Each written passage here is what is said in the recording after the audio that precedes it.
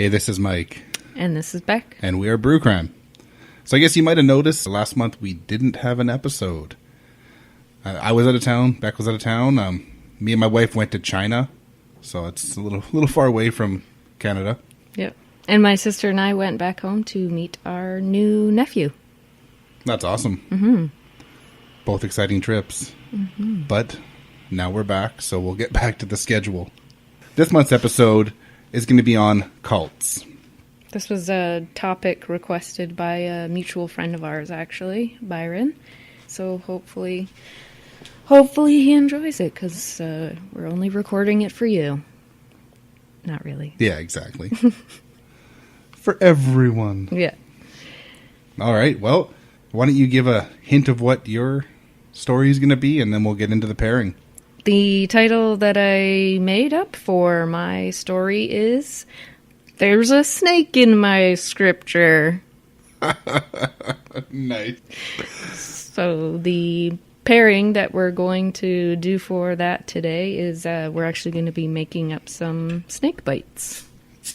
So a snake bite is half lager usually and half cider. And I got a little background information on that. So, like Mike said, traditionally in the UK, it is made equal parts lager and cider with a dash of black currant cordial, which we don't have. Yeah. So, Whoops. Whatever. In the US, stout may be used instead of lager. That doesn't sound good at all to me. Stout and cider? Ew. Yeah, it doesn't. That doesn't sound right. Anyway, in the UK, snakebite with the black currant included is known by many other names, but some of my favorite ones were Pink Panther, a Diesel, and in West Yorkshire, they call it a Gaylord, which is just awesome. Or if you add a shot of vodka to it as well, then it's a Turbo Diesel. Manliest mixed drink. I don't know. I don't think it sounds good. But I mean, there are worse things. Yeah, for sure. Cement mixer. It's Rocky horrible. Mountain Bear fucker. Okay. They're terrible. Yeah. But people still drink it, so. I like snake bites, actually. I mean, I've had bad ones, but usually they're good. And we'll find out. out. So we're doing the Lonetree dry cider and the Steel Toe Lager from Dead Frog Brewing. So where's Lonetree from? Oh, there you go. Vancouver, BC. Should have known that. Mm-hmm. And Dead Frog is from Langley, BC. Formerly out of Aldergrove. Very local pairing today. And I don't think I've ever had a snake bite before. Although I'm not a huge fan of cider. But try everything once at least. I love that sound. Well, both are basically kind of a yellowy color. Mm-hmm. White head on it. I don't know if that's from the cider as well. I think for anyone that's had one, the joy of adding the black currant cordial or something is that you just put it's just a little drop in the middle and you can see it drip down. So it looks like, a droplet of blood or something, and then eventually it turns the whole pint a pinkish gold. It's like a lava lamp. And it makes it a little bit sweeter, but I don't really like a lot of sweet, so this is probably better. Perfect. Well, let's give it a shot. Mm-hmm. It smells just straight up like apple cider currently to me. Yeah, it's got some of that graininess and a little tiny hint of some kind of grassy hops, but then lots of apple up front. Mm-hmm. I think I'm going to put a little more lager in it. That's funny. I'm like, I think I put too much lager in it. Because mine, it just tastes like weak lager. Interesting. Yeah, it's a little more grainy now. Haven't had this lager in a long time, so I don't know what it tastes like by itself, and I've probably never had the Lonetree before. But yeah, no, it's pretty nice. Mm-hmm. Definitely refreshing if it was a really hot day. Yeah, it's more of a summer drink for sure, but it looks hot outside here right now. Mm-hmm. It's not, but it looks it. Yeah, we've been having like an amazing autumn week. It's just been perfect. Okay. All right. Into my story. So, as I said, the title is There's a Snake in My Scripture, and the group that I chose is the Church of God with Signs Following. It's quite a mouthful. Maybe you know them as the Snake Handlers? Never heard of them. Nope. Which is great. It'll probably sound more familiar once I get into it. For how commonly known they are, or how commonly known I thought they were. Now Mike said he doesn't know them and I just look like a crazy person, but whatever. But I was surprised to learn that there's only about 1,000 to 5,000 people practicing today. And why the heavy emphasis on snakes? Because it's in the Bible. Book of Mark, chapter 16, verse 17 and 18, quote, "And these signs shall follow them that believe. In my name shall they cast out devils. They shall speak with new tongues. They shall take up serpents, and if they drink any deadly thing, it shall not hurt them. They shall lay hands on the sick, and they shall recover." So they've based their entire belief system on these two verses from the Bible. Sounds about right for most religions. Take what you like and leave the rest alone. Yeah. I mean, I guess if they were printing it, it'd be real cheap. Yeah. Pamphlet. Yeah. That just reminded me of these little religious pamphlets I used to find in bathrooms. When I was like in my early 20s, there were like these little, mainly black and white, but also with some red pamphlets. And it was always this little story about how this person was going to hell unless they changed their ways. I started collecting them because they made me laugh. I bet they're still at my mom's somewhere. You should ask about that. That's hilarious. Yeah. Anyway, I don't even know like what church was leaving them or whatever. I just got a good laugh every time I found them. Anyway, so these two verses apparently roughly translate to: bring snakes to church every Sunday for 90 minutes to 5-hour service that involves drinking poison, speaking in tongues, casting out demons, spinning in circles, and obviously handling snakes. You know, the huge. That sounds fun. Yeah. It reminds me of the Simpsons movie. Eepa! Eepa! Eepa!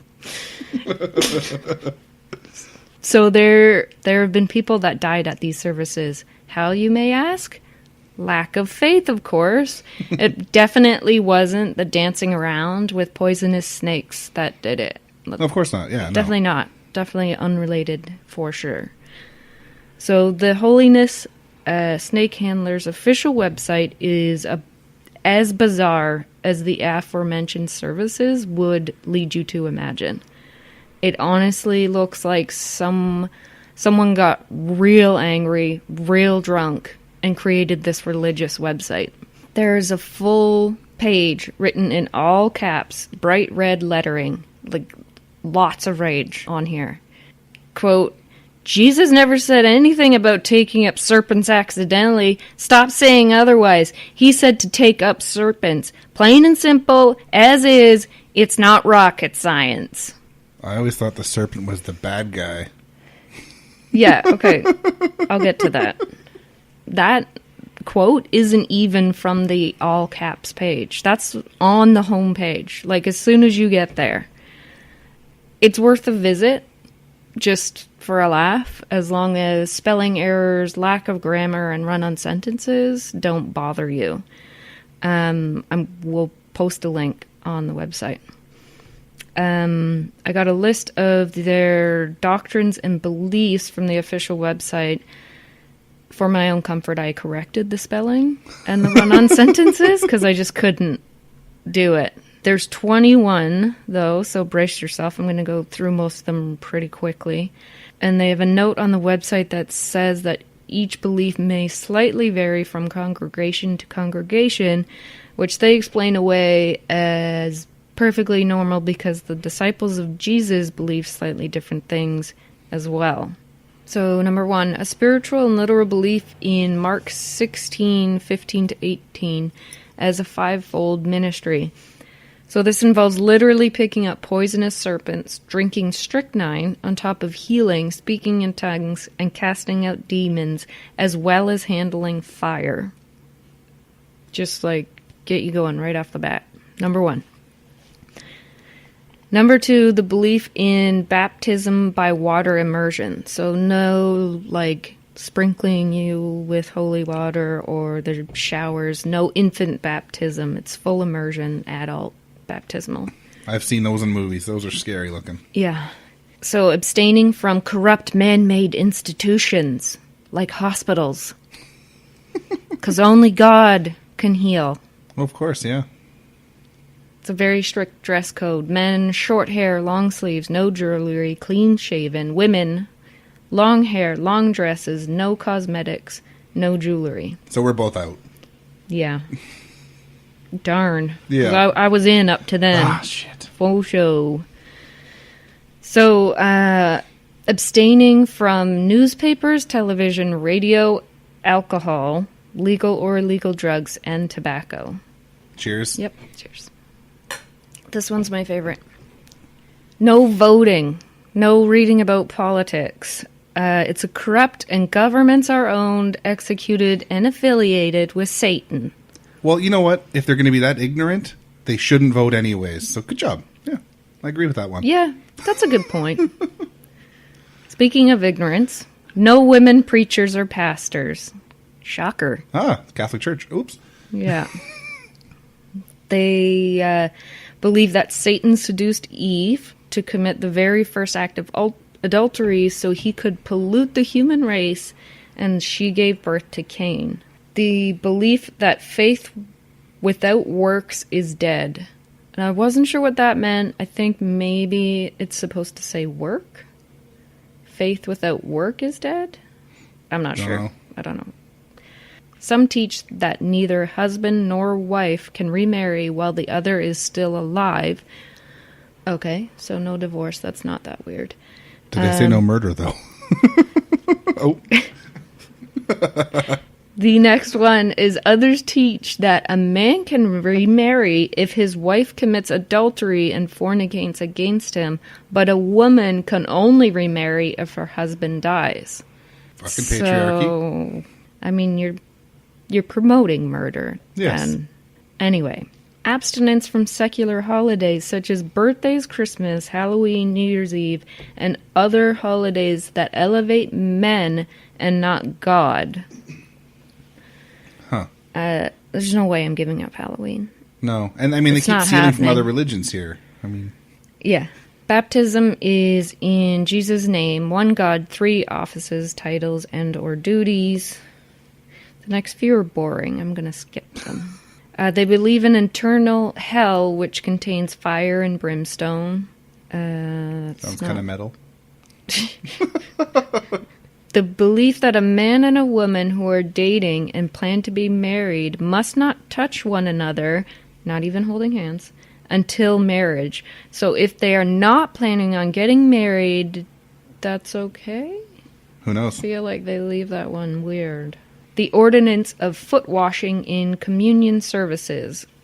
That's a total deal breaker for me. I hate feet so much. I hate them. Yuck. I'm sure the founder of this probably had a foot fetish. Maybe. And the belief that the earth will be paved by fire until the new earth gets restored by God.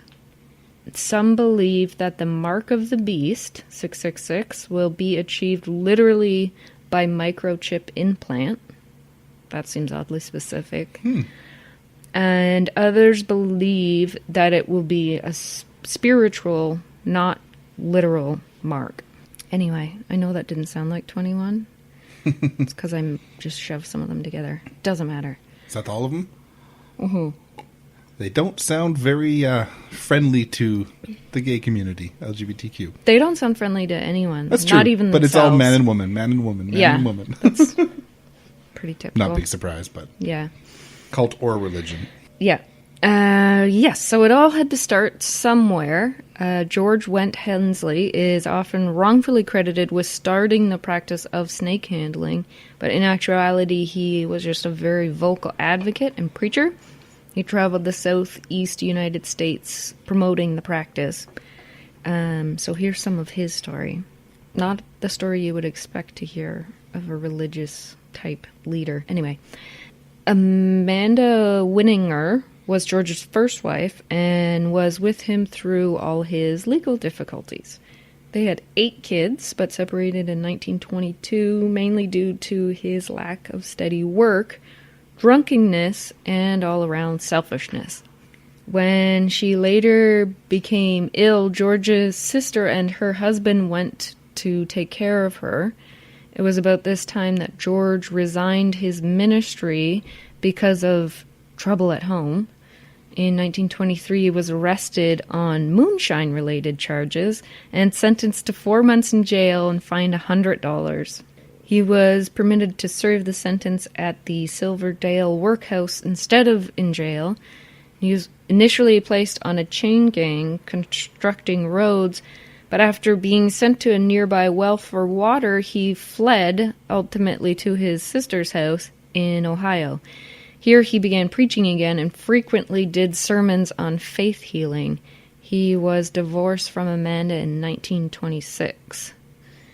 Irene Klenzinger married George in 1927. He was about 25 years older than her. They had 5 kids. She left George multiple times because he was frequently out of work and treated her poorly. Sounds like a pattern. Mm-hmm. It seems the final straw was him wanting to put her kids into an orphanage so that she could travel with him. Oddly enough, she went to live with Hensley's children from his first marriage, and they officially divorced in 1943. So it sounds like he's a big douche. Yes. But his family... He's not picking horrible people, it doesn't sound like. No, but even like if she's going to live with his kids from a previous marriage, it's like he's the only dickhead in his family. So when George went to the wake of his first wife, he went to see his kids, but then just left them there and never saw them again. In 1946, he met Inez Riggs, who already had 10 of her own kids. Wow. So that's 23 kids now. It didn't take long for him to convert her to snake handling, and they were married shortly after. He hoped she would travel with him to read Bible passages during services, but she didn't. The marriage didn't even last a year. He continued to preach and started saying that he had been miraculously cured after being paralyzed for a year. There's absolutely nothing to prove this. There's no, year-long gap in his preaching or moving or working schedule. Yet people still believed him. No proof. That never happens. Yeah. Fake news. In 1951, he met Sally Moore. She did agree to travel with him and assist in the services.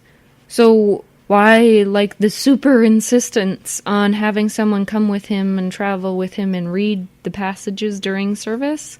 He was illiterate. He couldn't read the passages for the services. Oh, nice.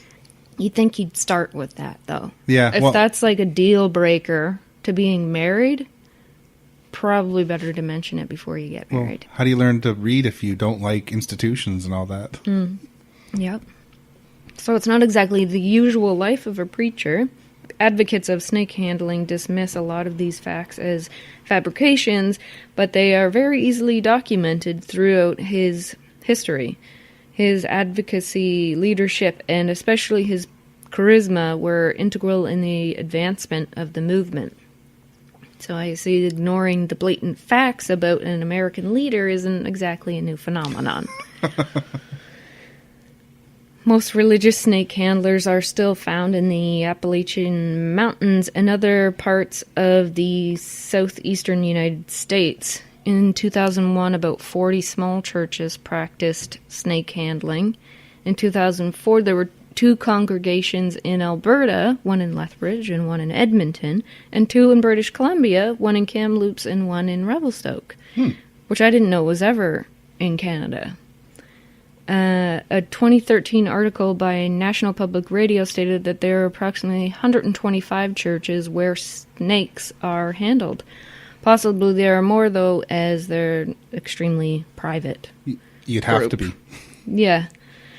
Yeah, I mean, if you don't like radio or newspapers, and that was in the 1920s, I don't suppose the internet or television or anything. I mean, unless wouldn't be friendly. Yeah. All Appalachian states except West Virginia outlawed snake handling when it first emerged. Alabama, Kentucky, and Tennessee have passed laws against the use of venomous snakes and or other reptiles that endanger the lives of others or without a permit. The Kentucky law specifically mentions religious services. In Kentucky, it's a misdemeanor that results in a $50 to $100 fine. That's not hard to cover with donations, probably. Yeah, but if there's only 125 churches worldwide, I don't know. To circumvent these laws and or the need to get a permit, most snake handling takes place in the homes of worshippers. Realistically, the law isn't really enforced until the police are called in because of injury or death. Snake handling is still legal in West Virginia. Their state constitution does not allow any laws to impede upon nor promote religious practice. In 1941, after a 7-year-old died from a snake bite, Georgia made snake handling a felony punishable by death.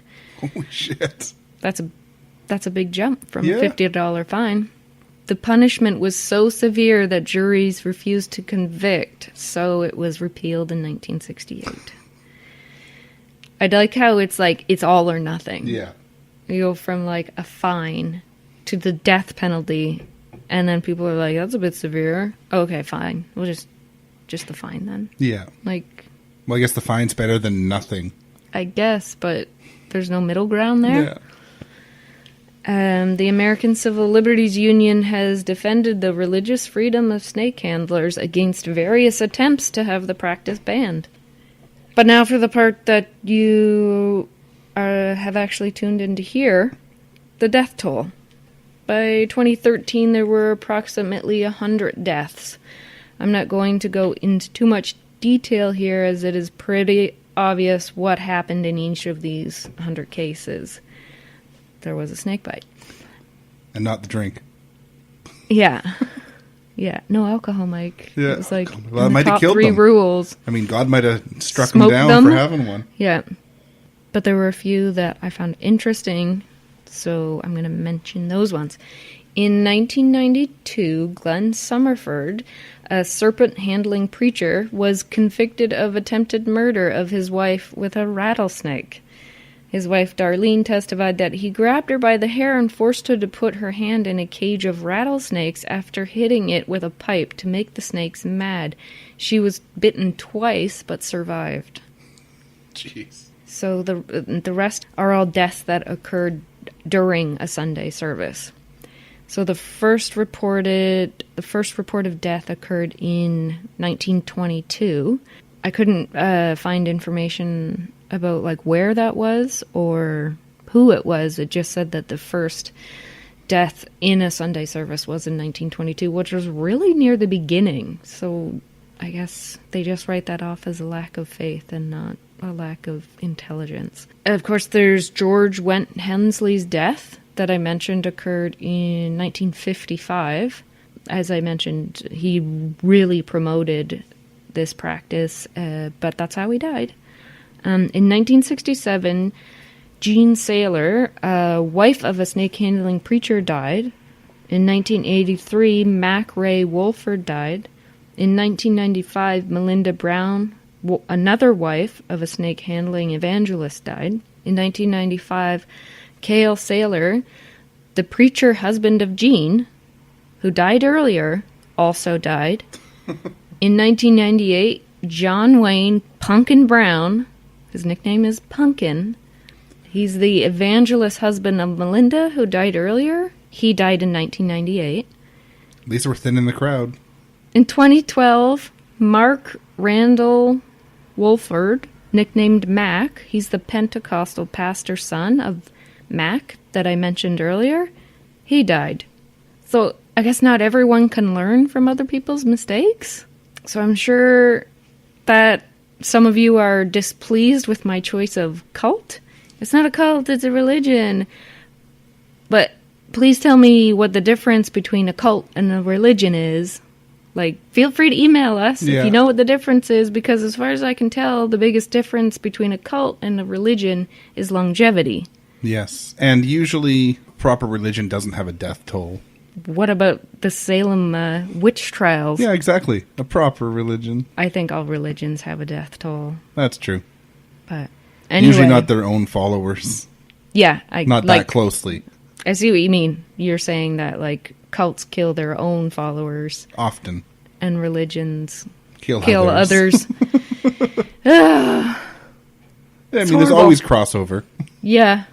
Anyway. Drink. Yeah. So from my research, the thought behind them using snakes in the religious service, it's really just about those two verses. The snake to them has nothing to do with the devil. Yeah. It's not like them controlling the devil or anything like that. It's really just putting your full faith and trust in that God will protect you from something as incredibly dangerous as a snake or drinking poison or whatever else they do. It's actually not devil related for them. I'll admit that I haven't read the Bible since I was a very young kid. Got no friggin' interest in it. But wasn't the devil a snake? Yeah. That came to Eve or something? Yeah. So to me, kind of like that is the Bible's symbol of evil. Yeah. Yeah, that's true. And it's like a common misconception for the Church of God with Signs following is that it's devil related or it's about controlling the devil, but for them it's not. It's just about trusting that God will heal you if anything bad happens. Which I get. I mean, I don't for me personally, but there's a difference between trusting that God will take care of you and dancing around and yelling like a maniac with a poisonous snake in your hands. Like, what's the point? Yeah. Anyway, that's my story for today. Very interesting. Yeah.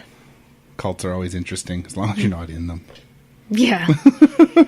Fear. My story, much like Beck's, has a bit of a religious tie-in. It doesn't have the death toll that hers had, but I can safely say that it is far more fucked up. Of course it is, because you're the one telling the story, and you always pick the fucked up ones. So we'll just say it doesn't start messed up, but I'll kind of give a warning. If you're squeamish, you might not like the second half of my story. That's you, Stephanie. Yes, it is. Don't listen. The story I'm going to tell is about probably one of the most terrible cults in North American history, possibly. And it seems like a lot of people have never heard of them. So my story is on the Ant Hill Kids. So to tie it in, I've paired it with Hive Mind Braggot from Parallel 49. It's part of their Cork and Cage series. Much like ants, bees work as a sort of a hive, all together. Mm-hmm. So I thought a braggot being a mix of mead and beer, I thought it'd be a good tie-in. Yeah. So, well, and hive mind, that sounds like a cult. Yeah, definitely. Yeah. So let's pop this cork and hope that it doesn't explode. Woo! Nice. But Ric Flair on that. Woo! The wrestling comment, I barely know what that means. Oh, sad. Byron, help me out here. All right, so being a blend of meat and beer, this does come in at 11% alcohol, so it's nice and light. From Parallel 49, Hive Mind is a harmonious blend of beer and mead brewed with exotic grains and a multi-floral honey from the Okanagan and fermented with Norwegian farmhouse yeast. This modern interpretation of an ancient beverage boasts a rich and bold malt body and intense floral honey notes and fruity white wine esters, with aromas of apricot, peach, and ripe pear, finishing with creamy vanilla, herbal, chamomile, and lingering sweet alcohol warmth. So let's take a smell here. Yeah, it definitely does kind of smell like white wine and lots of honey and kind of floral, almost some like spices or something. And lots of stone fruit, like the apricot and peach and all that they're talking about. Wow. Tons of stone fruit and just tons of honey up front. But then there's definitely a white wine that kind of lingers on the back of your palate. Yeah. It's, to be honest, it's not as sweet as I feared it would be because of the mead. Sometimes it's a lot. But yeah, I think it's, like you said, I think that white wine, whatever it is, helps that for sure. There's definitely some kind of a yeasty finish too, and a bit of grain in there, but it's fruit up front, honey up front, a bit of wine in the background. Someone who doesn't know what a braggot is would not realize there's even probably beer in this blend, which is kind of normal for a braggot, really. Honey wines, meads in general are kind of over the top with flavor. They're not always sweet like this. Like, it's not super sweet. It's sweeter than your average drink, I'd say, but it's not like candy or anything. No. And it looks like apple cider. Not like a dry alcoholic cider, but like real apple cider. Yeah, actually, I forgot to mention, like, it is kind of a, what would you say, orangey, ambery color, but you can't see through it whatsoever. Mm-mm. Like, I can't see my finger behind it. And it's got a nice white head that kind of dissipates pretty quickly. Not instantly. It sticks around, but it's just like a very thin layer. Thin layer, yeah. That's nice. All right, let's get into it. All right, so the Anthill Kids may be one of the most insidious cults in North America that it seems like no one knows about. Maybe it's because they're Canadian, or because they never grew all that large, but we need to make sure that the victims of the cult are remembered, living and dead. Roch was born on May 16th, 1947 in, I'm going to apologize to people that speak French or come from Quebec, because I'm going to butcher some names in this story. That goes for all of our episodes, actually? Yeah, that's true. But I don't know French. So, Roch was born on May 16th, 1947 in Saguenay, Quebec, to a French-Canadian family. He was raised in a small city of Thetford Mines in south-central Quebec. He was raised in a family where the children never made it past grade 7. It's always I don't know right? if you mean they didn't go to school after that? Yes. Or no. They never made it. They never never went past grade 7. Okay. Roch claims that his father abused him as a child, but many think he lived an uneventful childhood. He was raised in an ultra-Catholic family that was part of... Said it loud. Yes, he was raised in an ultra-Catholic family that was part of the Beret Blancs, or in English, the White Berets, also known as the Pilgrims of St Michael, a Catholic sect that was pushing for a more Christian society and social credit and economic ideals. The Pilgrims of St. Michael's was founded in Canada in 1939 and headquartered in Quebec, so it kind of makes sense. Mm-hmm. Like his siblings, Roch dropped out of school at grade 7. He was very bright as a child, though, and even though he grew up in a very French area of Quebec, he managed to learn to read and speak English, which is not an easy feat, especially if you're not going to school. Yeah, and if you're only French at home. Yeah, exactly. He was also very well read, even without a typical education. Things obviously were not great at home, though, as at the age of 14, he was kicked out of the house. It's always great to kick out your teenage kids. 14, man. Yeah. He learned at a young age that he was a self-proclaimed ladies' man. At 14? Yeah. That's disgusting. I agree. He would pride himself on his ability to draw almost any woman in with his intelligence, charm, good looks, and also well-endowed he was. So again, self-proclaimed. And humble. Yeah. Don't forget humble. Yeah, exactly. Now, he claims well-endowed, but I have no way to prove this, and I don't feel like You don't want to you don't want to Google that. No. No. Using his strong reading skills, he began to teach himself the Old Testament of the Bible, instead of bothering with school textbooks that most children would read. Through these teachings, he started to believe that the end of the world was coming, and that there would be a war between good and evil. Does this sound like any of the bullshit going on right now in politics? He decided that Catholicism was not right for him and converted to Seventh-day Adventist Church. So the Mormons. Okay. This church is considered by many to be a cult on its own right. There's even a play right now, The Book of Mormon, which is It's so actually good. really funny. It's so good. He liked their teachings of the end times, as well as following a holistic life, encouraging a lifestyle free of unhealthy foods, tobacco, caffeine, and alcohol. That sounds horrible. Sounds familiar. Again. I mean, that. without tobacco, yeah. Okay. Well, yeah, no, but vices. Come on. So basically, fuck that religion. Yeah. I need my unhealthy foods and alcohol. Yeah, exactly.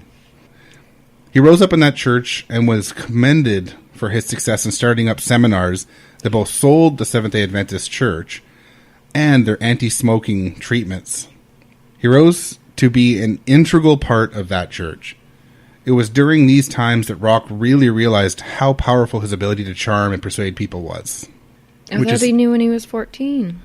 I think, he knew he was a ladies' man then, but he didn't realize his power over people in general. Yeah. So in 1967, he met his first wife, Francine Grenier, who came from the town that was next to his. She was only 17 at the time when he was 21. A little rough there. The relationship started out in what is considered quite normal for the first few years. Fortunately, after a few years, he developed severe stomach pains and was diagnosed with an ulcer. Ugh. He underwent surgery, but things did not go well, and he developed what is called dumping syndrome that causes excessive pain and induces vomiting. Fun times. Dumping syndrome? Yeah, it probably could use a better name, but I guess whatever you put in just it's dumped right out of your body, but I don't know.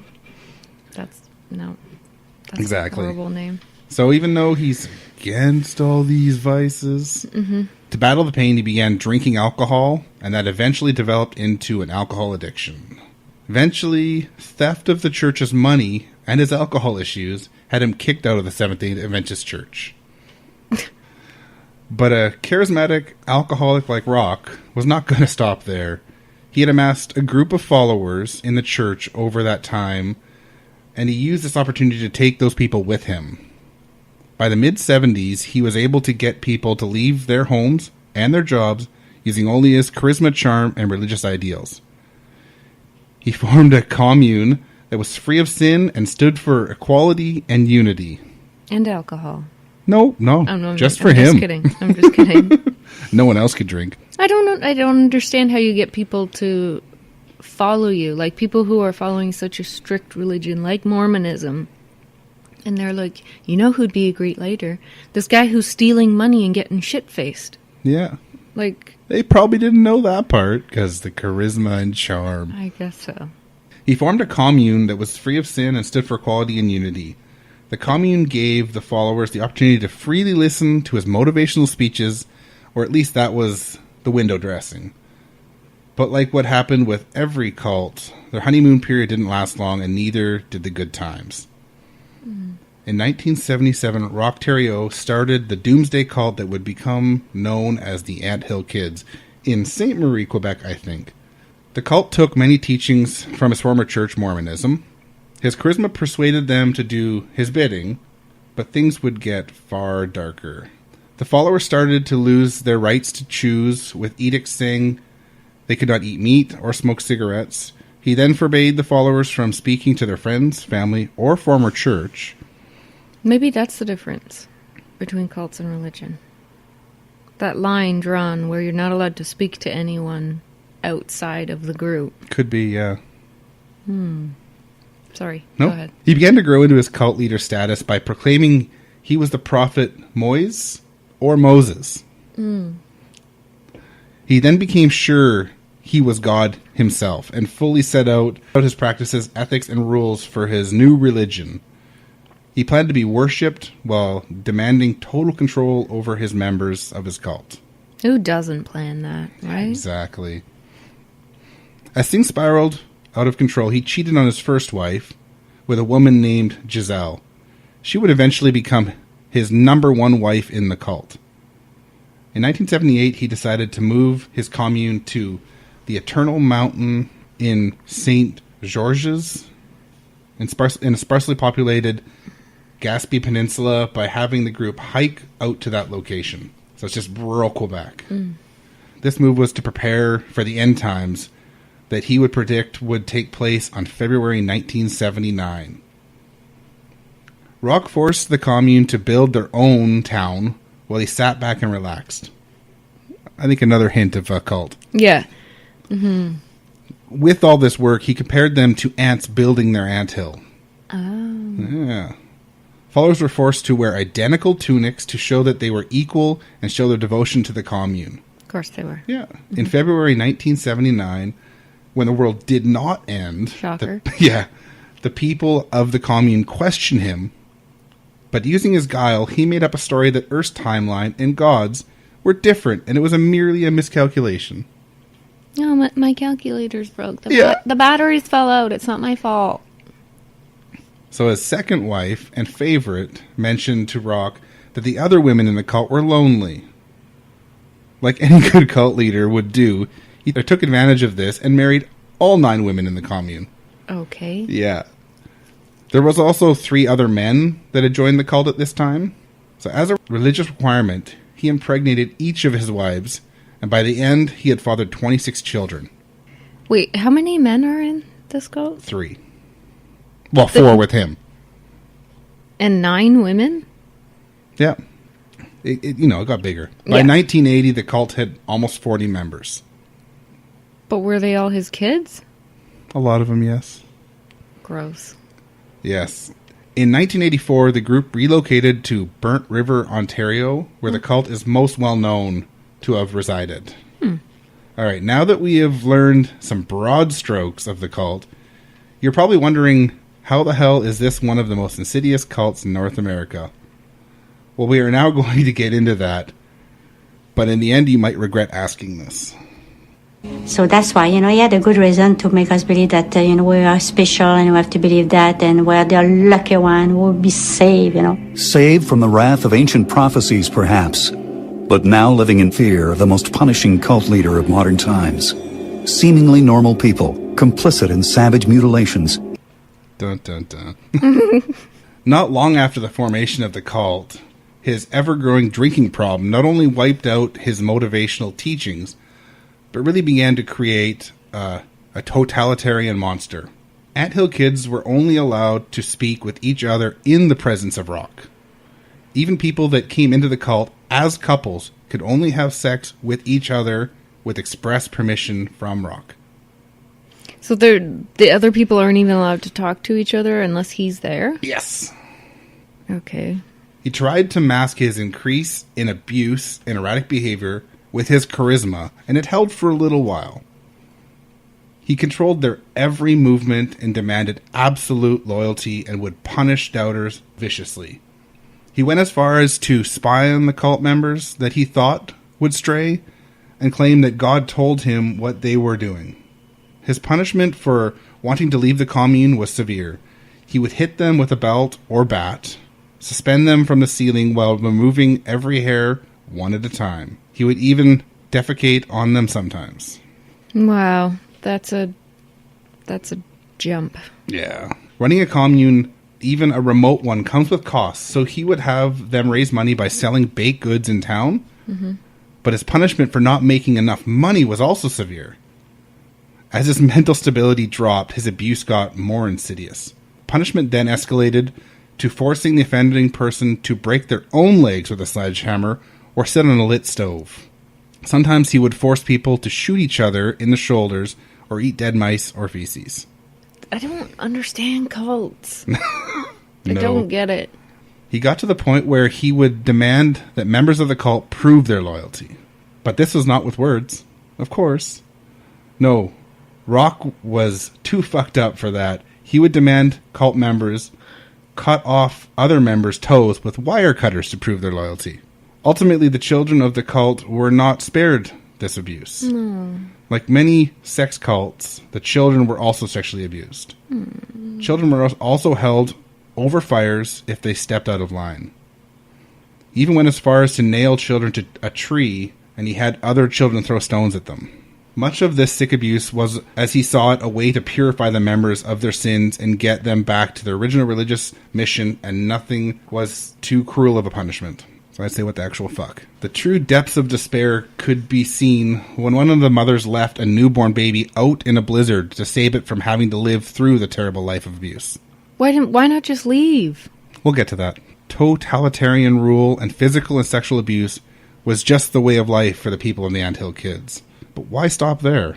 Members of the cult were not allowed to see a doctor.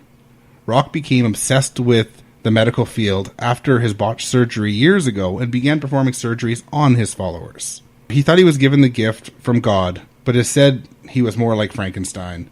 And not all surgeries he gave were even necessary, as he would perform surgeries on sick members to demonstrate his healing powers.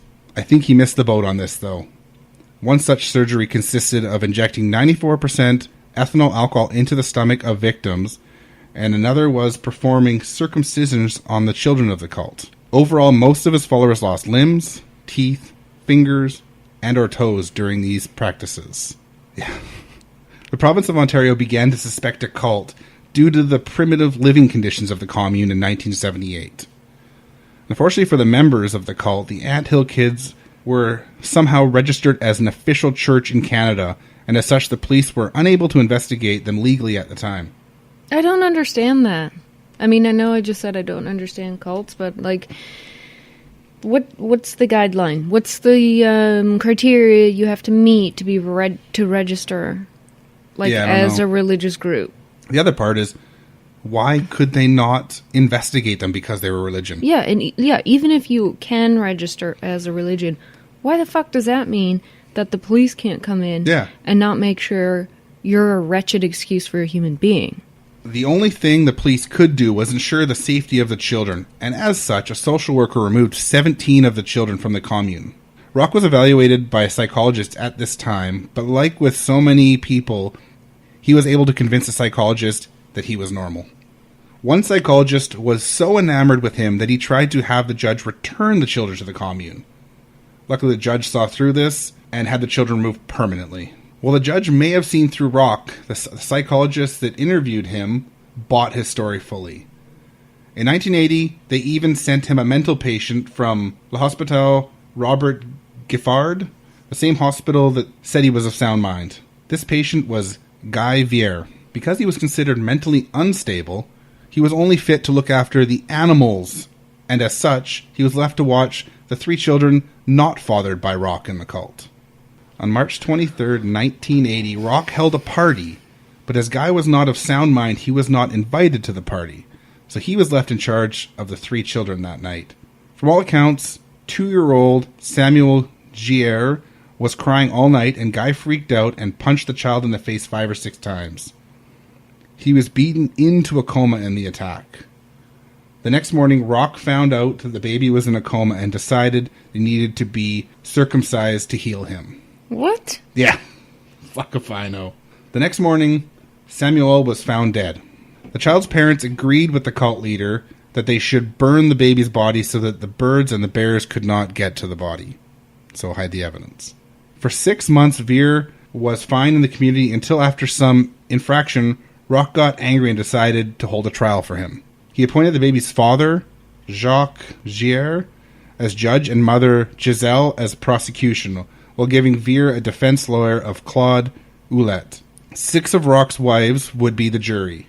The trial lasted only an hour, though when the verdict was unanimous, shock, one of not guilty by reason of insanity.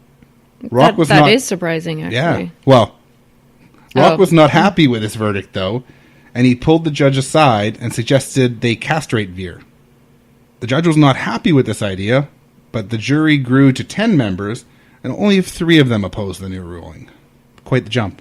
While Vier was not keen on the idea, Roch was able to talk him into being castrated, as he told him it would cure his headaches as well as his excessive masturbation that was causing respiratory difficulties.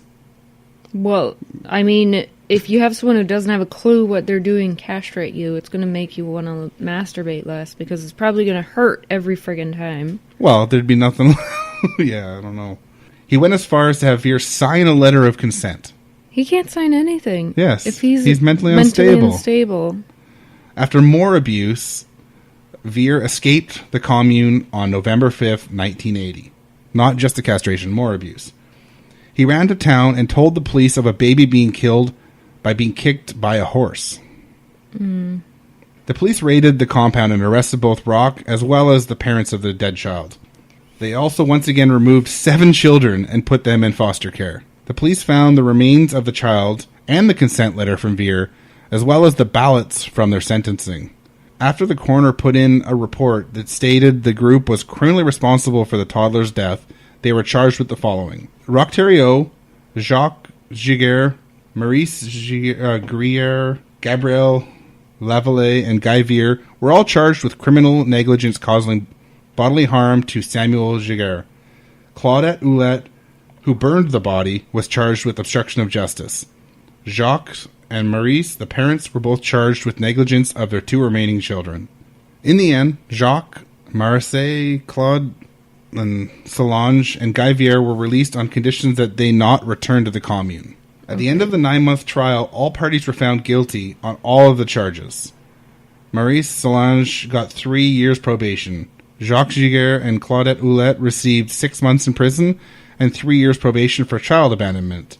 Guy Veer was sentenced but later acquitted for mental incompetence and was returned to La Hospital Robert Griffard. Gabriel Lavallee was sentenced to 9 months in jail and 3-year probation.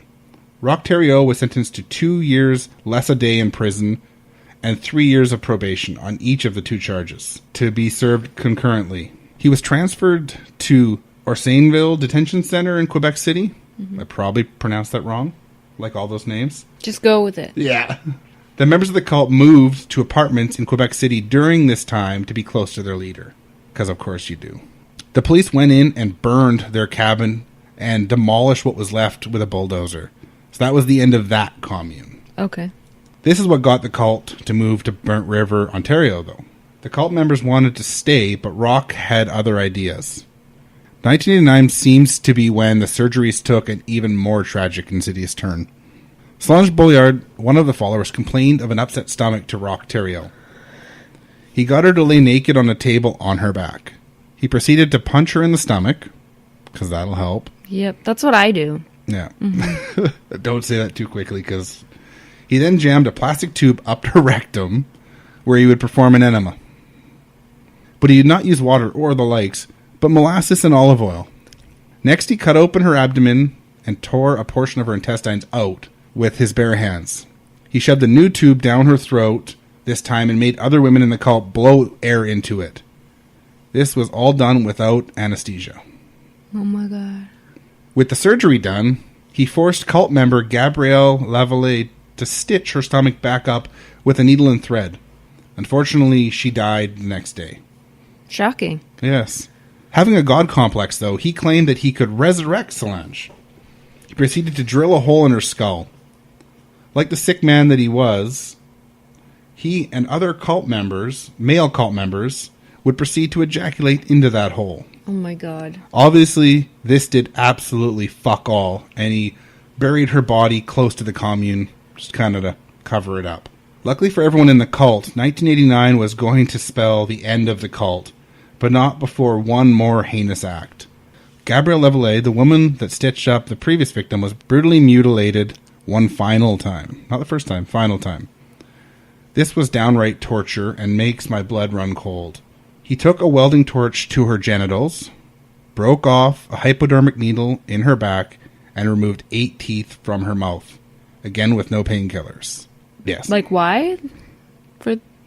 There's no reason for this one. No, of course not. He cut off a portion of her breast and clubbed her in the head with the blunt end of an axe. After this, she tried to escape, and I am unsure if she was captured or came back, as there was some ambiguity to this point in my research, but she ended up back at the commune. How was she even alive? I have no idea. Unfortunately, her horror continued again as he removed one of her fingers with wire cutters, as well as fastened one of her hands to a table with a hunting knife. He went as far as to amputate one entire arm. The woman actually, in the little clip I played, is that woman. Luckily for Gabrielle, she did escape for good after this and contacted authorities. Luckily for all involved in the Anthill Kids, this spelled the end of the cult, and the reign of terror that Roch Thériault, the supposed religious man, had doled out, as he was arrested by the Ontario police. Roch was convicted of the assault, mutilation, and amputation of Gabriel Lavallee, where he received a sentence of 12 years in prison. Kind of short. But the police were not done there, as they actively gathered a sickening volume of evidence beyond the first charge. The reports of abuse of Lavallee, though, allowed the police to further investigate Roch, and it exposed the much wider abuse that was going on in the community. They found the body of Solange Bollard that had been buried nearby. In 1993, he was convicted to life in prison on a second-degree murder charge. After this, the majority of the cult followers abandoned him, but he still managed to somehow father 4 more children with the remaining female members while he was in prison through conjugal visits. Why did he even get conjugal visits? Don't know. Because fucked up. I don't know. In 2000, Roch was moved from Ontario to a medium security Dorchester Penitentiary in New Brunswick. Why would you move some heinous piece of shit like this to medium security? In 2002, he actually got a parole hearing, but luckily sanity prevailed and he was rejected due to the fact he was a high risk to reoffend. Obviously. Yeah. He never applied for parole again after this. In 2009, a disgusting website tried to sell artwork at auction that he had created while in prison, and it caused a big controversy. I'm happy to report, though, that the Correctional Services of Canada prevented this from being sold. Good. So on February 26, 2011, Roch Thériault's life sentence ended as he was found murdered. His body was found near his cell where it had been left by his cellmate, 60-year-old Matthew Gerald MacDonald, a convicted murderer himself. He was stabbed in the neck with a shiv by MacDonald. He then walked over to the guard station, handed them the weapon, and proclaimed, "That piece of shit is down on the range. Here's the knife. I've sliced him up." Very sadly, to this day, most of his followers have never recovered, and most still continue to follow his teachings. On top of this, none of the followers blame him for the abuse or questioned his judgment. This is a very tragic tale of people who were duped through religious beliefs into a life of terror, torture, and neglect. At least Roch can no longer physically harm anyone. While the death toll is only 3 people with this cult, the physical and mental destruction of these people puts the Anthill Kids and Roch Thériault at the top of my cult fucked up scale. I would love to hear what listeners think. Drop us an email or a tweet. Mm-hmm. So yeah, he may not have a huge death toll, but what the fuck? Yeah. And it's not like the story that I talked about. The death toll is like, it's snakes. Yeah, it's you know not what I mean? from people causing it, it's from the snakes Well, killing. You know what I mean? Like, it's not a direct... It's stupidity causing it, but it's not murder. But it's not Except that one. Yeah. But it's not a I know what you single mean. person either murdering or mutilating people. Well, this is just beyond. Yeah. Wow. It's seriously sick and fucking twisted. When I picked this, I knew it was going to be weird. Yeah. I did not realize just how dark it got. Yeah. As I was taking notes, I'm like, oh, fuck. Yeah. Ooh. I'll never pick ones like this. Yeah, no. It's never. I'm gonna. That's your. That's your thing. Start nice and light, and then move to what the fuck. Well, as nice and light as true crime can gets. be. Yeah. Apparently, there's a movie about him. Yeah, there are some documentaries, and I think there is a movie too. Yeah. Mm-hmm. If I can find some information on that, we'll add that to the end in the show notes on the website. Yeah. Just like all of our sources, we'll have pictures of both cult members and the leaders and other things like that. Mm-hmm. Head to the website brewcrime.com to check that out. Hope you've enjoyed this episode. Check us out on Twitter, on our website, or on social media at Pacific Beer Chat. Mm-hmm. Thanks for listening. Thank you. Brew Crime's intro was created using Creative Commons Attribution Licensed Audio from purple-planet.com, soundbible.com, and freesoundeffects.com. This has been a production of pacificbeerchat.com. Are your friends tired of hearing you talk about serial killers? While you're at a party, have you randomly blurted out the odds of a person being murdered by a complete stranger? Does your Hulu or Netflix only recommend documentaries on true crime? If you have answered yes to one or more of these questions, you may have a problem. And so do we. That's why we started our true crime podcast. We are the hosts, Cam and Jen. We're lifelong best friends that love to talk about all things true crime. So we decided to start our own podcast, hoping to find others that share our passion. You can find us on ourtruecrimepodcast.com, or you can download new episodes of Our True Crime Podcast on Podbean, iTunes, Stitcher, or any other places you download podcasts. See you on Wednesdays!